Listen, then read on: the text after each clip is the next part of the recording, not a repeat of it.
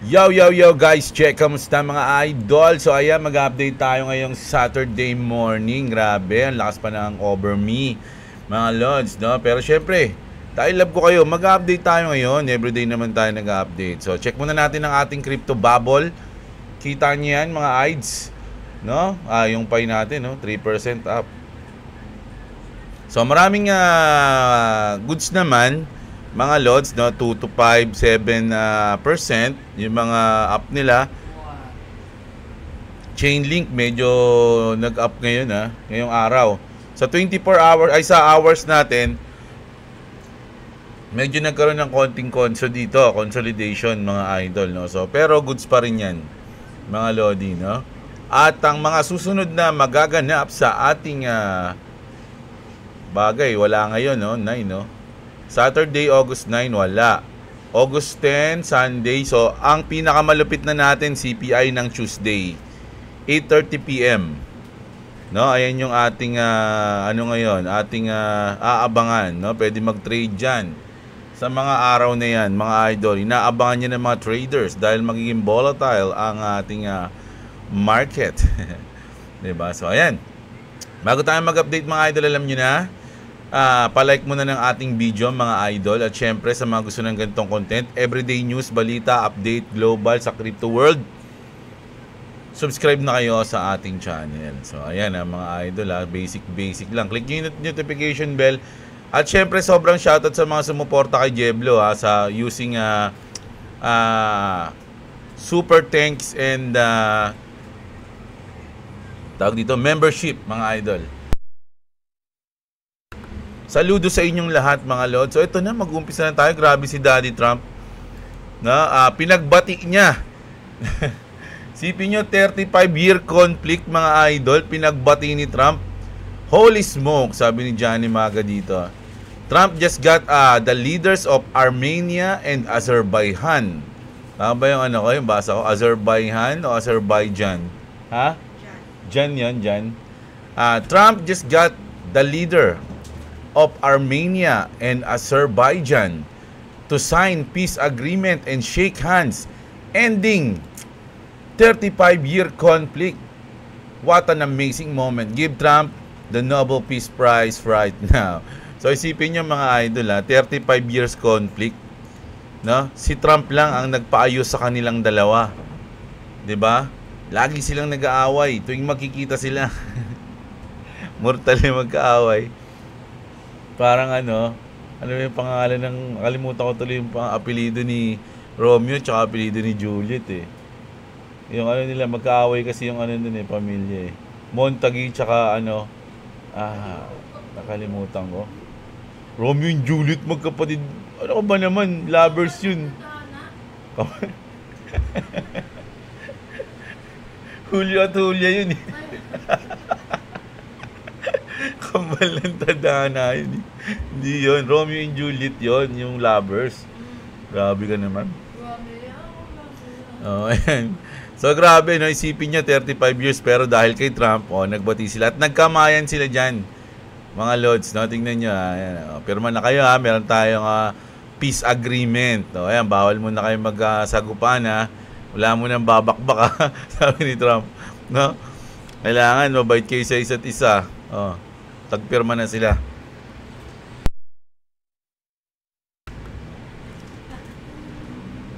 Ayan. So, grabe si Trump, no? Siya lang gumawa niyan, mga idol. Pinagbati niya. Maraming moment na ganito Ginawa din to ni Bob Marley, mga idol Merong magkaaway na parang politiko naman yon. Pinagbati niya sa concert niya. Nangyari yon nung nag-concert si Bob Marley, mga idol. Na pa siya doon nabaril pa siya doon Ang sino nakapanood ng ni Bob Marley, ng dokumentaryo niya. Nabaril siya tapos tinuloy niya pa rin yung concert niya tapos pinagbati niya yung dalawang magkaaway na. Matagal ding magkaaway. So parang ganito yung ginawa ni Trump. Diba? Isipin nyo peace agreement ng dalawa. So napaka-solid, mga idol, no? Ayan. Saan yung nagkamay sila? Sa umpisa ba yun? Ayan ayan. So ayan tapos kamayan mo pare. Ayan bati na tayo. Ayan please nawakan pa ni Trump sa gitna Nagbati kayo Ayan, galing ni Trump. Mga idol, isa sa mga malulupit talaga. Ang gusto ni Trump talaga is peace. No? So, goods yan, good news yan, lalo na sa magkabilang bansa. Napakagaling ni Daddy. So, ayan, punta tayo dito sa BRICS naman. Speaking of Trump, mga idol, at si Putin. Nako, eto na, magtatagpo tong dalawa na to. Mga idol, Russian President Putin to meet with US President Trump in Alaska, USA on August 15. Mga idol, so ilang araw na lang, 6 days from now, magkikita sila sa Alaska, mga lords. No, ayan, sabi niya rito, the highly anticipated meeting between myself as President of the United States of America and President Vladimir Putin of Russia will take place next Friday, August 15, 2025 in the great state of Alaska. Further details to follow. Thank you for your attention to this matter. So, ayan ang mga lodi. Alam niyo naman na ilang beses na nagbitaw si Trump na sinasabi niya na I don't like President Putin is doing. He's killing so many people. Ganyan, no? Yung sa Ukraine, nagbobomba lagi, mga idol, nambobomba daw yung hidwaan kasi ng Russia, Ukraine, mga idol, yan, history sa kanila yan. Yung baga, hindi na, mahirap kasi yan eh. Hindi natin alam yun. Malalim masyado yung yan eh. May mga napanood lang ako na talagang malalim yung pinagmumulan yan. Lalo na yung gusto talaga ni Putin makuha yan, mga idol. Tapos ito makaka-apekto to, mga idol JP Morgan, kasi hindi lang JP Morgan, halos lahat ay nag-i-expect na. JP Morgan expects the Federal Reserve to lower interest rate in September. So nagpapahayag na sila na ini-expect nila na maglo-lower ng rate si Jerome Powell. Ito, mga idol, nung mga una, nung June, August, ngayong August 1 something, talagang walang si Jerome Powell, wala talaga siyang balak mag-cut ng rate. Wala namang si Trump lang talaga yung sumisita sa kanya. Ngayon, may mga malalaking institution na yung nag-i-expect na magka-cut siya. JP Morgan, hindi ko kalimutan ko, basta marami pang nag-i-expect na mga malalaking institution. So, isipin na ni Jerome Powell, mukhang madami nang nag-i-expect sa akin. So, kailangan ko na talaga mag-cut ng rate, mga idol, JP Morgan, BlackRock, di ba? So, kailangan niyo na dito kasi yan, mga lods eh. Kung tinignan na natin to, di ba? Kung September 18, Thursday, 2 a.m. 2 a.m. na naman. FOMC to, mga idol, September. Ayun ang pinaka malapit. September. Meron din pala ng August 21. Pero meeting minutes lang pala to. August 21.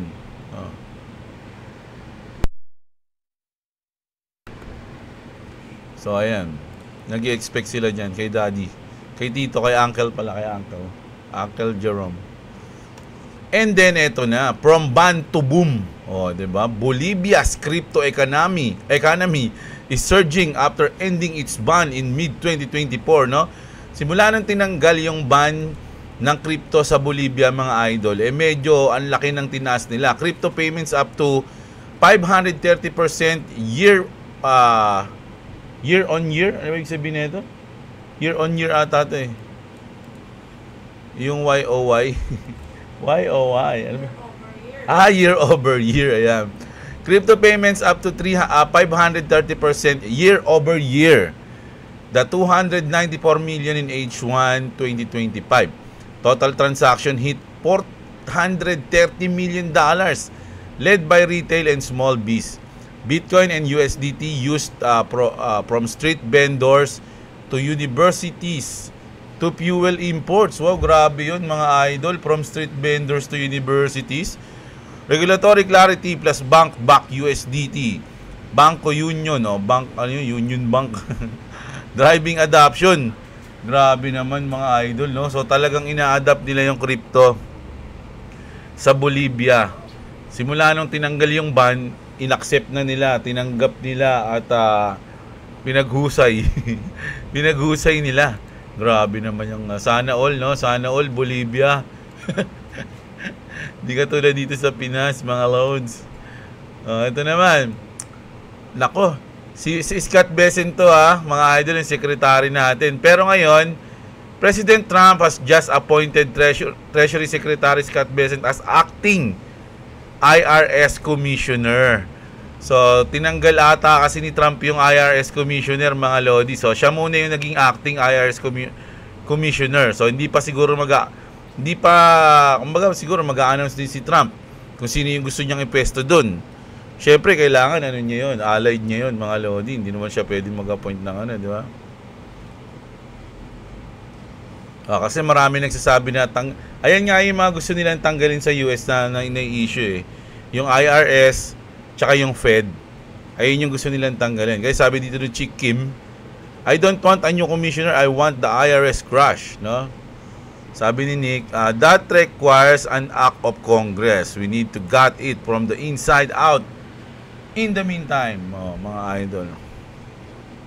So, si Scott Bessent muna, mga idol. And then, eto na tayo. Punta na tayo sa ating XRP News. No, bago ang lahat, sa mga wala pang crypto exchange dyan, mga idol, check nyo yung link dyan sa description natin. Mga Lodi. No? Although, hindi na makikita yung browser, sa browser So, sa phone, mga idol, kung magda-download kayo ng crypto exchange, andyan yung code natin sa link sa baba ng description, mga idol, yung code natin. So, swerte yan, may mga discount kasi yan pati yung ating check nyo yung mga link dyan, may mga tayo dyan, VPN, ganun, mga ganyan. Tapos, new Trident Digital 6 stablecoin license in Africa. Plans to establish 5 million XRP treasury. That's a 10x since their June target of 500 million. No? So grabe, ang target lang nila nung una, ayan, ito pinost ni George on June 13, ang target lang nila is 500 million. No, to establish XRP treasury, pero ang ginawa nila ngayon 5 billion. Grabe nila kalab ang XRP, mga idol, no? So ayan Tapos ito naman, mga lods, ito kasi ito sa Swift, no?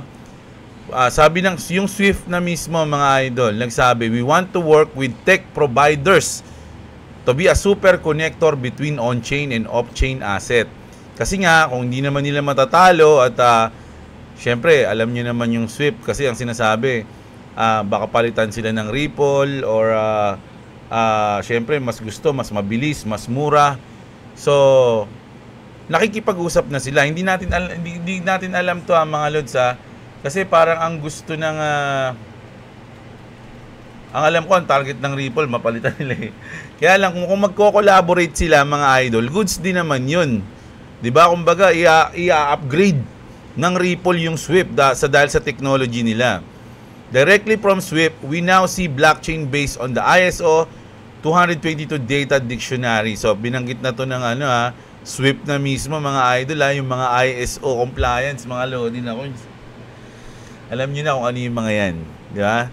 Lagi nating sinasabi ang mga yan. So dapat kung utility base yung hawak mo mga coins, dapat yung mga ISO compliance lagi meron kanyan, mga idol, no, na coins na yan. So goods na goods yan.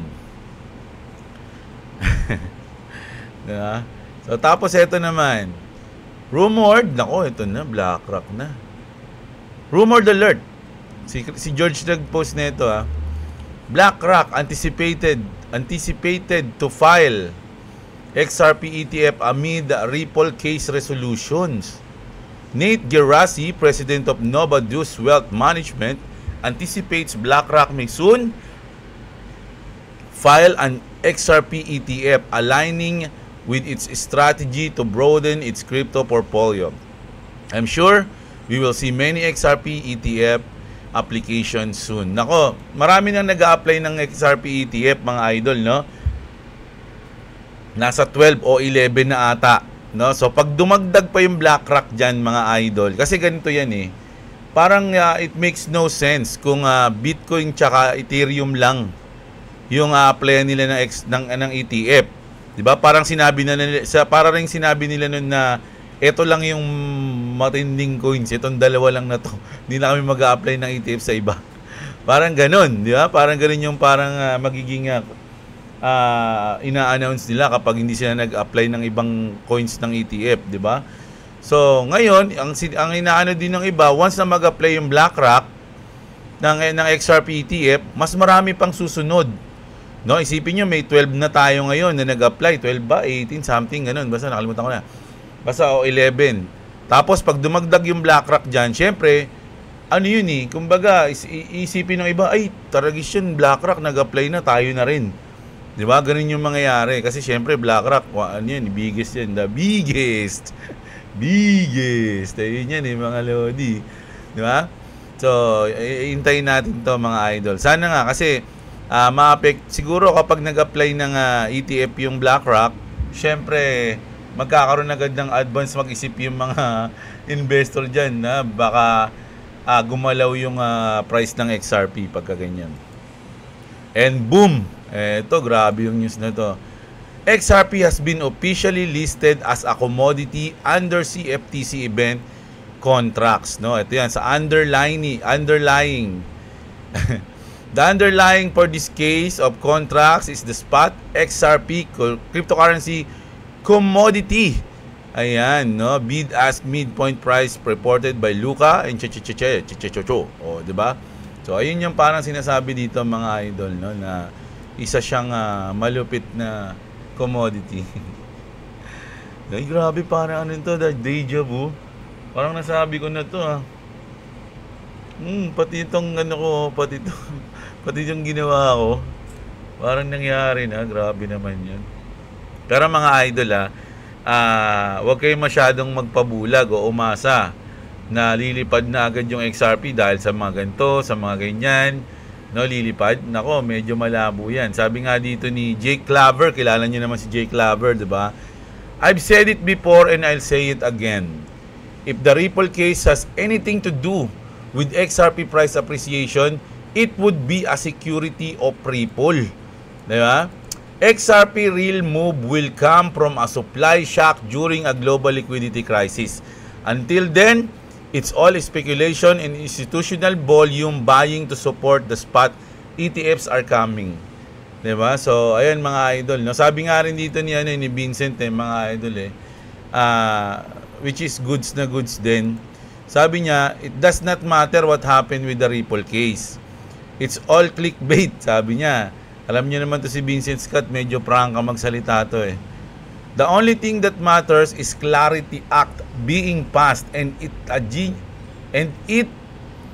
Genius Genius Act Genius have final implementation regs by the primary regulators finalized kasi it's either 180 days or ano ba yun? Nakalimutan ko na pero aabot yun hanggang November, alam ko para yung mag-take effect yung Genius Act.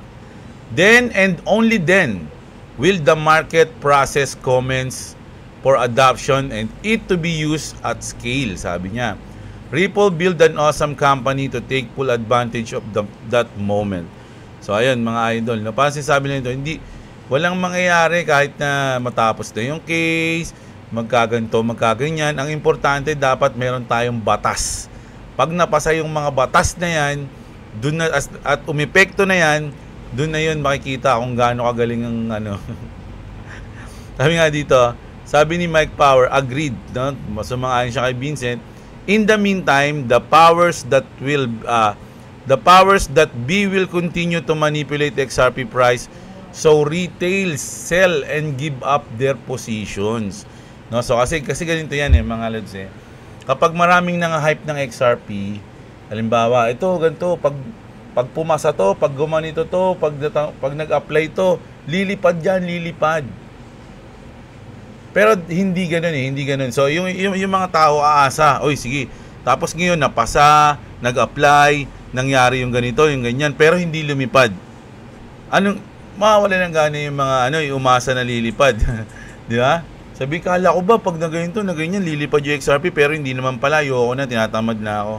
Parang ganun. So, hindi nila naiintindihan na hindi yun yung mga tamang dahilan para magtudamon yung XRP. Ang tamang dahilan, yung batas, mga. Kasi ganito yan, once na may mga batas na napinasa, kahit anong mangyari, hindi na pwedeng basta-basta na lang usigin yung mga nagkikripto. Halimbawa, yung ginawa ng SEC sa Ripple, once na may mga batas na tayo, hindi na yun basta-basta na pag nag-trip lang yung, kunyari, yung SEC din, kunyari, hindi na si Trump yung presidente, anti-crypto naman yung naging presidente, hindi na nila basta-basta ano yung crypto kasi may mga batas na napinasa. Once na sumusunod ka din sa batas na yun, hindi ka dapat kabahan, wala kang dapat ikatakot. Sa ngayon kasi hindi pa nag-i-epekto yung mga batas na inano ni Trump eh. 'Di ba? Pero once na mapasa na yan, umepekto na yan, doon na yun, mga idol, no? Ang matatakot niyan yung mga scammer, 'di ba? Kasi sila yung tatamaan. Pero kung ikaw, Ripple ka, sumusunod ka, nagko-comply ka, 'di ba? Goods na goods yun, mga idol. Doon mo malalaman kung sino yung mga matitira. Parang ganun. 'Di ba? At kumpiyansa sila na matitira yung Ripple, mga idol, no? At doon magi-start yung malupit na mangyayari. So ayan mga lods, no? So grabe yung ating mga news ngayon. Mamayang gabi mag-news ulit tayo, mga idol, ha. Everyday naman tayo, 2 videos a day. So ayan, mamaya basa tayo ng comment mamayang gabi. Namimiss ko na magbasa ng comment eh. So mamayang gabi magbabasa tayo ng comment, mga idol. Sa ngayon, ito yung ating news. Sana na-enjoy nyo, mga lodi, ang ating mga balita ngayon. Pinaumpisahan natin sa goods na ginawa ni Daddy Trump, mga idol, no? At syempre yung mga update natin sa XRP News at kung ano yung mga pwedeng mangyari sa future, mga lodi. So ayun lang, kita-kits tayo mamayang gabi, mga idol. Maraming salamat sa mga nanood. Huwag nyo kalimutang i-like yung video, lalo na pag umabot ka na dito sa huling bahagi ng ating video. Mag-subscribe ka na, idol, no? So ayun lang, kita-kits tayo. Maraming salamat sa sumusuporta. Check nyo yung mga link sa description. Magandang araw sa inyo, mga kapatid. At what's up? Subscribe si Clovis TV, subscribe si Diablo if you want to subscribe. Wait lang. If you want to subscribe to me, it's a link in the description. Also, subscribe is free. Peace.